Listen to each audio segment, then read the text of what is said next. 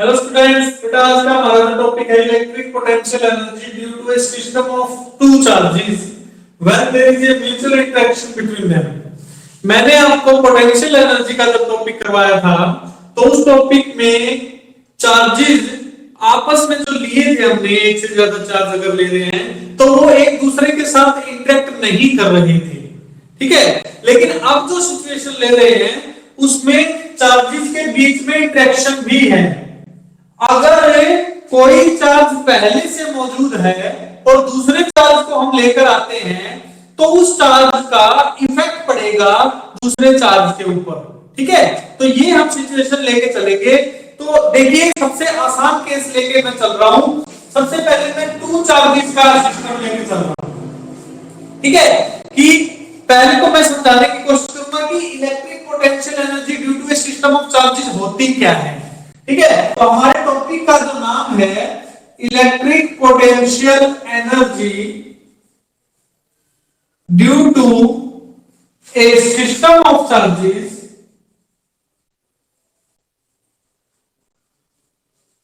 Is defined as, पहले इसको define करेंगे हम, is defined as the amount of work done. किसके बराबर होती है बेटा? Amount of work done in bringing them to their respective position. ये बात आपको पहले समझनी पड़ेगी कि क्या कह रहा हूं मैं कि भाई जो जितने भी चार्ज है, एक हो, दो हो, तीन हो, 100 हो, 1000 हो, कितने भी हो, उन सभी चार्जेस को अपनी जिस पोजीशन पर वो पाए गए हैं, रखे गए हैं, उस पोजीशन तक लाने में, कहां से? From infinity.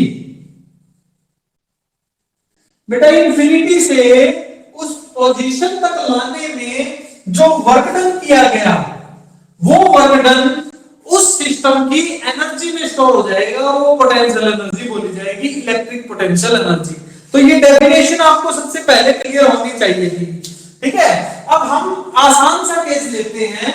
हम पहले ले रहे हैं बेटा कि अगर हमारे पास केवल सिस्टम ऑफ टू चार्जेस है, हमारे पास क्या है बेटा? सिस्टम ऑफ टू चार्जेस, सिर्फ यही है बेटा। तो इसका मतलब मेरे पास दो चार्ज है, मान लिया एक Q1 चार्ज और एक Q2 चार्ज है। क्लियर होगी बात? तो इन चार्जेस को अपनी अपनी पोजीशन पर लेकर आएंगे हम। देखिए, इसके लिए समझने की कोशिश कीजिए। ये हमारे पास एक फ्रेम है, कोऑर्डिनेट सिस्टम है। ये ओरिजिन हो गया, ये एक्स एक्सिस, ये वाई एक्सिस और ये जेड एक्सिस। अगर अब देखो, ये पूरा स्पेस है, मान लीजिए कमरा है, इस कमरे में कोई चार्ज प्रेजेंट नहीं है। अगर यहां पर कोई चार्ज प्रेजेंट नहीं है और इस कमरे को ही मैंने क्या मान लिया? कोऑर्डिनेट सिस्टम मान लिया। तो अगर इस कमरे में कोई चार्ज प्रेजेंट नहीं है तो उसकी वजह से कोई फील्ड भी प्रेजेंट नहीं होगी। तो अब फिलहाल इस स्पेस में कोई फील्ड प्रेजेंट नहीं है, और अगर फील्ड प्रेजेंट नहीं है तो मैं किसी चार्ज को अगर उठा के लाऊंगा, इस कमरे में लाऊंगा, तो उस चार्ज पर किसी भी प्रकार का फोर्स नहीं लगेगा। आपको पता है, जब तक चार्ज इलेक्ट्रिक फील्ड में नहीं आएगा तब तक उसके ऊपर इलेक्ट्रिक फोर्स नहीं लगेगा। तो ये बात आपको पता है। इसका एक और एग्जांपल देता हूं, मैकेनिकल एग्जांपल। मान लिया पूरी क्लास खाली है, एक बच्चा आया, तो उस बच्चे के लिए पूरा स्पेस खाली है बेटा, वो किसी भी बेंच पर बैठ सकता है, तो उसके ऊपर कोई रिस्ट्रिक्शंस नहीं है, ठीक है। इसी प्रकार से चार्ज, जो फर्स्ट चार्ज आएगा, उसके ऊपर कोई भी इलेक्ट्रिक फोर्स ना होने की वजह से उसको इंफिनिटी से उठाकर लाए हम, और मान लिया उसको ए पोजीशन पर ले आए Q1 को, ठीक है। तो ए पोजीशन जो ओरिजिन से हम नाप रहे हैं वो क्या है? R1। क्या है बेटा? R1। ये this is the position vector जिसकी डायरेक्शन O से A की तरफ है। तो बेटा तुम अब समझ चुके होंगे कि इस Q1 चार्ज को A पोजीशन पर इंफिनिटी से लाने में वर्क डन कितना करना पड़ेगा? 0। क्यों करना पड़ेगा 0? बेटा? क्योंकि यहां पर ऑलरेडी कोई चार्ज प्रेजेंट नहीं था, तो वर्क डन 0 क्यों है? क्योंकि no electric field is present due to any other source charge. ठीक है, कोई भी सोर्स चार्ज की वजह से इलेक्ट्रिक फील्ड प्रेजेंट नहीं थी, इसीलिए Q1 चार्ज को लाने में कोई वर्क डन नहीं करना पड़ा। ठीक है, तो पहला वर्क डन आपको समझ में आ गया, ये वाला वर्क डन आपको नहीं करना पड़ा। ठीक है, अब बात बताओ मुझे, मैं इस Q2 चार्ज को, अब बात करते हैं इसकी, इस Q2 चार्ज को मान लिया B पोजीशन पर लाना चाहता हूं। किस पोजीशन पर लाना चाहता हूं बेटा? B पर, जो ओरिजिन से पोजीशन वेक्टर बताएगा R2। तो कोई बच्चा मुझे ये बता सकता है कि क्या मुझे अब वर्क डन करना पड़ेगा या नहीं करना पड़ेगा? वर्क डन करना पड़ेगा बेटा, वर्क डन करना पड़ेगा या नहीं? तो देखो बेटा, हमें अब वर्क डन करना पड़ेगा। कारण क्या है? क्योंकि जब मैं इस Q2 चार्ज को B पर ला रहा हूं, तो यहां पर ऑलरेडी इस स्पेस में ऑलरेडी Q1 चार्ज प्रेजेंट है। तो इस Q1 चार्ज के प्रेजेंट होने की वजह से इस Q2 चार्ज पर एक फोर्स लगेगा, इलेक्ट्रिक फोर्स लगेगा, और उस इलेक्ट्रिक फोर्स के अगेंस्ट मुझे वर्क डन करना पड़ेगा। तो अगर मैं अब दूसरा वर्क डन निकालूं W12, ठीक है, W12 का मतलब क्या बेटा?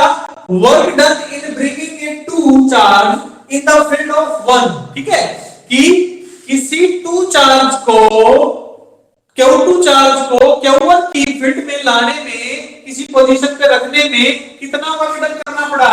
तो वर्क डन की डेफिनेशन होती है बेटा चार्ज, क्या होता है की definition? Charge multiplied by potential of source charge. ये बात समझनी है तुम्हें कि जिस चार्ज को लेकर आ रहे हैं, यानी कि टेस्ट चार्ज, इसको टेस्ट चार्ज भी लिख सकते हैं, जिसको लेकर आ रहे हैं। टेस्ट चार्ज कौन सा बेटा? जिसको लेकर आए, कौन से को लेकर आए? Q2 को लेकर आए, मल्टीप्लाइड बाय पोटेंशियल। पोटेंशियल किसकी? किसकी बेटा? फर्स्ट चार्ज की। तो फर्स्ट चार्ज की पोटेंशियल क्या आएगी? Q1 लिख देंगे हम यहाँ पे। सोर्स चार्ज कौन है? सोर्स चार्ज का काम कौन करेगा? एक ही तो चार्ज है इस पूरे सिस्टम में, तो उसका काम कौन करेगा? उसका काम करेगा हमारा, क्या करेगा बेटा? Q1 करेगा। अब दूसरी बात, इन दोनों के बीच की दूरी, इस दूरी को क्या बोलोगे? ये दूरी, इसको बोलोगे R12, 1 से 2 तक की दूरी। ठीक है ना, क्योंकि फोर्स किसने लगाया? इसने, तो दूरी भी यहां से नापी जाएगी। तो A से B तक की दूरी कितनी हो जाएगी? R12। और अगर मैं तुमसे ये पूछूं कि जो Q1 की वजह से पोटेंशियल है, वो क्या लिखोगे? सोर्स चार्ज बटे 4 पाई एप्सिलॉन नॉट इनटू दोनों चार्जेस के बीच की दूरी। दूरी कितनी लिखूं मैं? R12। क्या लिखूं बेटा? R12। तो ये सिचुएशन तुम्हें समझ में आई कि इस सोर्स चार्ज की वजह से इस Q2 चार्ज, टेस्ट चार्ज पर फोर्स लग रहा था, जिसके अगेंस्ट में मुझे वर्क डन करना पड़ा to bring that charge from infinity to this position. ठीक है, तो सेकंड वर्क डन हमारा ये आ गया। तो टोटल वर्क डन कितना करना पड़ा? टोटल वर्क डन, ध्यान से सुनो, टोटल वर्क डन कितना करना पड़ा? इन दोनों चार्जेस को अपनी अपनी रिस्पेक्टिव पोजीशन A और B पर लाने के लिए टोटल वर्क डन कितना करना पड़ा बेटा? W1 plus W12। W1 कितना? 0। तो वर्क डन आ गया, आंसर आ गया हमारा बेटा Q1 Q2। ये दोनों देखो, ये वैल्यू Q2 और Q1 का मान पोटेंशियल ये आ गई, तो Q1 Q2 upon 4 pi epsilon not R12। तो ये किसमें स्टोर हो जाएगी? ये पोटेंशियल एनर्जी में स्टोर हो जाएगी। तुम्हें पता है वर्क डन किसमें स्टोर होता है? तो ये सारा का सारा work done potential energy, electric potential energy में स्टोर हो जाएगा। तो आपको ये सिचुएशन समझ में आ गई होगी। क्या समझा आपने बेटा? आपने ये सीखा कि यदि दो चार्जेस को, दो पॉइंट चार्जेस को अपनी रिस्पेक्टिव पोजीशंस पर लेकर आना है तो उस सिस्टम में टोटल कितना वर्कडन करना पड़ेगा, और वो वर्कडन क्या बताएगा कि उस सिस्टम की पोटेंशियल एनर्जी कितनी है।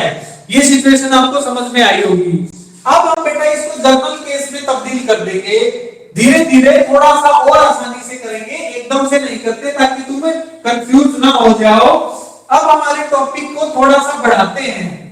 इसी टॉपिक को आगे कैसे बढ़ाते हैं बेटा, हम दो की बजाय तीन चार्ज ले लेते हैं। अब हम क्या ले लेते हैं बेटा, दूसरी situation, system of three charges.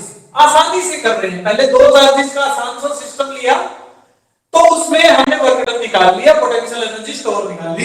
तो सिस्टम ऑफ 3 पॉइंट चार्जेस, ठीक है। तो हम देखेंगे अब क्या होगा अगर तीन चार्जेस को अपनी अपनी रिस्पेक्टिव पोजीशन पर लाना है। तो डायग्राम कैसा होगा बेटा इसका, कोऑर्डिनेट सिस्टम बना लो, x y z, ओरिजिन आ गया ये हमारा, ठीक है। तो पहला पॉइंट मान लिया A ले लिया, दूसरा पॉइंट मान लिया B ले लिया, और तीसरा पॉइंट मान लिया C ले लिया। कि पहला चार्ज A पर लाना है Q1, तीन चार्जेस लिख देता हूं मैं, Q1 Q2 और Q3, तीन चार्ज लेके आने अपनी अपनी रिस्पेक्टिव पोजीशन पे।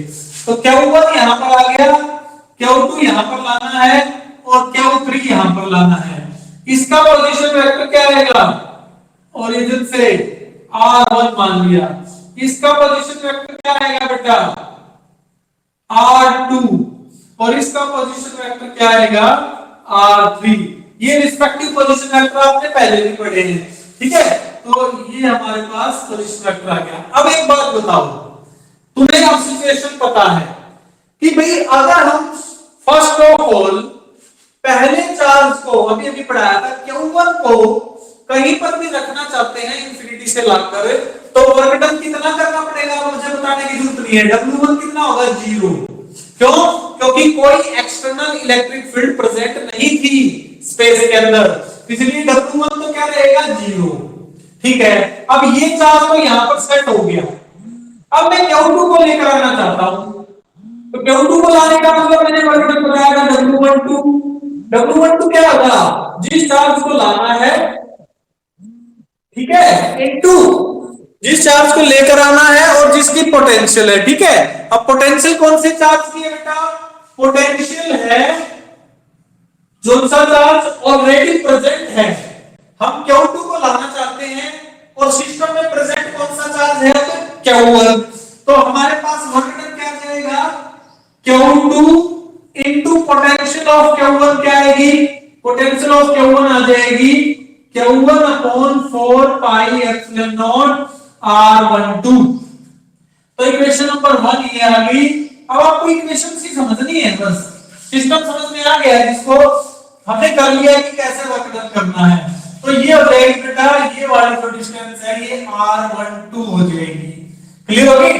अच्छा, उसके बाद अब हम बात करेंगे W1 2 3, तीन चार्ज है बेटा, यानी कि तीसरे को लेकर आना है, दूसरा और पहला ऑलरेडी प्रेजेंट है।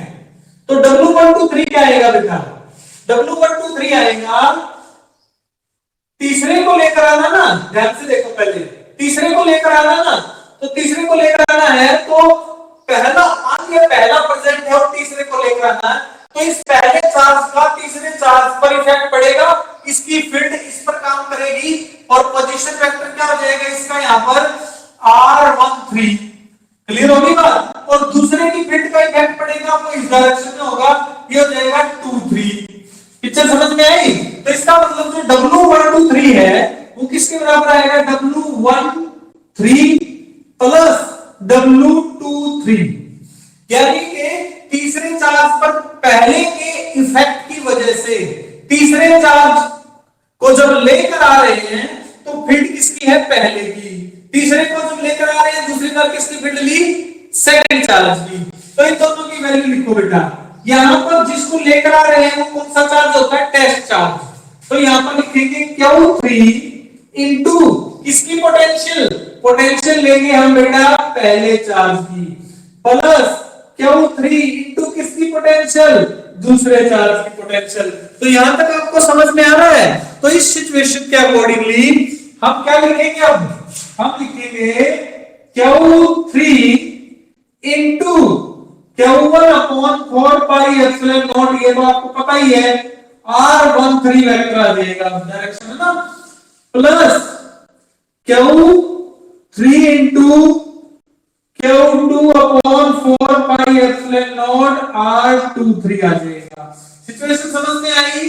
तीन चार्जेस की वजह से ये तीन इक्वेशन आ गई हमारे पास, ठीक है। तो टोटल वर्क डन कितना होगा, यानी कि अगर हमारे पास सिस्टम ऑफ 3 पॉइंट चार्जेस है तो टोटल वर्क डन यानी कि टोटल पोटेंशियल एनर्जी क्या आएगी, W1 plus W12 plus W123, इन सारे वर्क डन का सम, पहला जीरो था लिखने की जरूरत नहीं है, तो क्या रहेगा बेटा Q1 Q2 upon 4 pi epsilon not R12 plus Q1 Q3 upon 4 pi epsilon not R13 plus Q2 Q3 upon 4 pi epsilon not R23।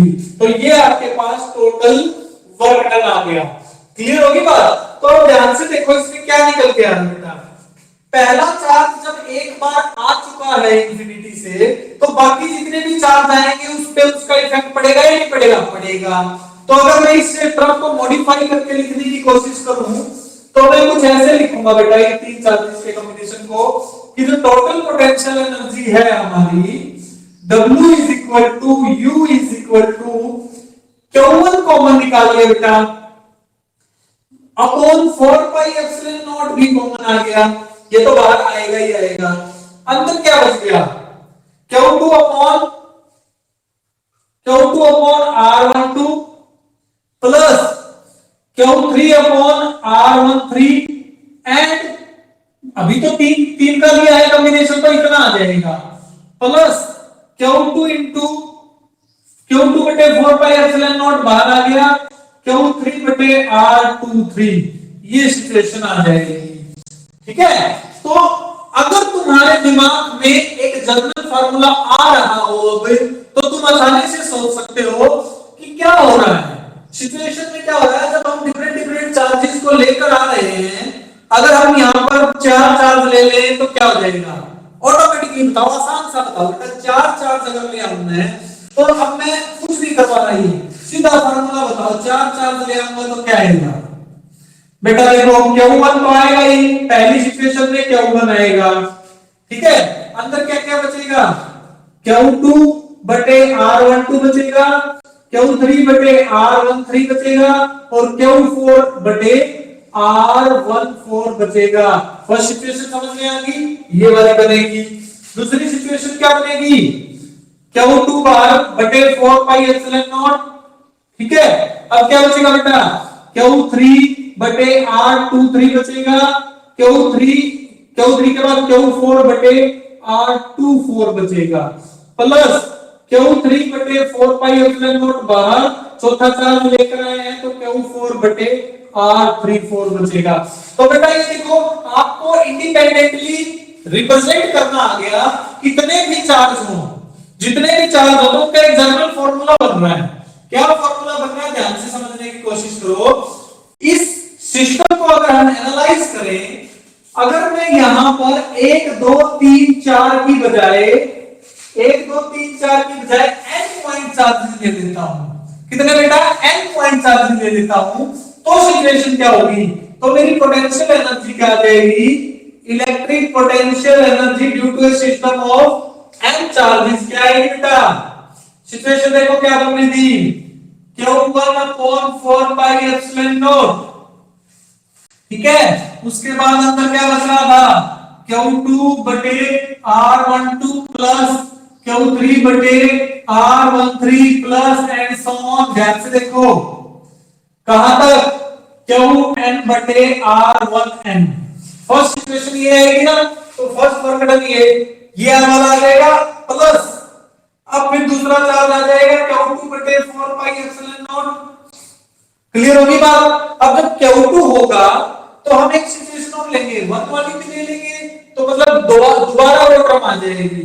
तो Q1 बटे 4 pi epsilon not R21 plus Q3, Q2 तो आएगा नहीं, 2 तो आ चुका है, क्योंकि Q3 बटे 4 पाई एप्सिलॉन नॉट तो मैं बाहर निकाल चुका हूं, तो मैं क्या लिख दूंगा R21 R23 R24 and so on, आखिरी में क्या आएगा Qn बटे R2n। तो इस प्रकार से तुमने क्या देखा, पहले चार्ज के प्रेजेंट होने की वजह से बाकी चार्जेस को लाने में हमने सारा सम किया, दूसरे के चार्ज के प्रेजेंट होने से बाकी का सम किया। इसी प्रकार से इस टर्म को जनरलाइज करते चले जाएंगे।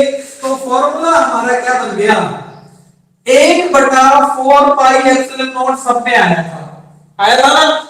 फिर समेशन i का मान 1 से लेकर n तक QI लिख दिया भाई, i का मतलब पहला 1 लिखेंगे, फिर दूसरा 2, फिर 3, फिर 4, 5, 6, 7, 8 एंड सो ऑन।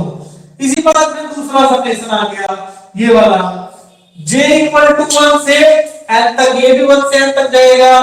अब यहां पर क्या लिखेंगे, QJ अपॉन R, क्या लिखूं अब 1 भी आ रहा है और दोनों टर्म्स आ रही है, तो IJ क्या लिख देंगे हम यहाँ पे, IJ लिख देंगे। इतनी बात सिचुएशन समझ में आ गई, इसको अंदर ले जाओ। तो हमारा ओवरऑल रिजल्ट क्या बन गया, 1 upon 4 pi epsilon not summation, दो समेशन यूज हो गए बेटा, एक तो I1 से n, एक J1 से n, QI QJ, I और J दोनों यूज हो गए, I और J, और क्या लिख देंगे यहां पे RIJ। क्लियर हो गई पिक्चर? तो ये आपका टोटल वर्क डन हो गया, टोटल पोटेंशियल एनर्जी निकल कर आ गई। कब? जब हमारे पास system of n charges available है। और ये सिचुएशन केवल तभी दिखनी है जब चार्जेस आपस में इंटरेक्ट करते हो। अगर चार्जेस के बीच का इंटरेक्शन नहीं लग रहा हो तो सिर्फ पोटेंशियल एनर्जी का सुपरपोजिशन प्रिंसिपल से हर चार्ज का निकाल के पोटेंशियल एनर्जी और उसको सिंपली आप क्या कर लेंगे, एड अप कर देंगे। तो ये रिजल्ट समझ में आया। एक और बात ध्यान रखनी है इसमें, यहां पर इस सारी टर्म के बाहर 1/2 भी आएगा। अब आप कहोगे सर ये 1/2 का क्या फंडा है? 1/2 का फंडा देखो बेटा, ये जब हमने 1 लिया था तो 1/2 ये वाली डिस्टेंस ली थी, और जब 2 लिया था तो ये वाली, ये दोनों डिस्टेंस आपस में बराबर है। और इस चार्ज की इसकी वजह से इंटरेक्शन और इसकी वजह से इसकी पोटेंशियल एनर्जी स्केलर टर्म है। तो बेटा ये वाली टर्म ध्यान से देखो, और ये वाली टर्म, दोनों की दोनों टर्म जो है वो सिमिलर टर्म है बेटा। एक टर्म 2 बार आई हुई है, ऐसा ही है, क्योंकि R12 और R21 दोनों बराबर ही है, दूरी बराबर है, चार्ज बराबर है, सारी वैल्यू बराबर है। तो जब हम समेशन कर रहे होते हैं इंडिपेंडेंट टर्म्स का, तो हमने पाया कि every term is repeated twice, her term को 2 बार लिया गया है, इसीलिए हम उसका हाफ कर देंगे ताकि हमारी प्रत्येक टर्म एक बार ही काउंट हो। तो ये सिचुएशन थी, ये आपका आज का टॉपिक था। कल हम क्या करेंगे बेटा, हम कंडक्टर्स के बारे में स्टडी करेंगे। There will be a new chapter of conductors and its properties. Capacitance बनाना या कैपेसिटर बनाना और उसका कैपेसिटेंस कैलकुलेट करना, उस पर क्या इफेक्ट पड़ेगा, this will be the last chapter of this unit. After completing the unit, we will study or do some numericals regarding to the whole unit. Serial wise, topic wise हम करेंगे। तो आप ये कर लेना, यहाँ तक आपको करके लाना है, ठीक है बेटा।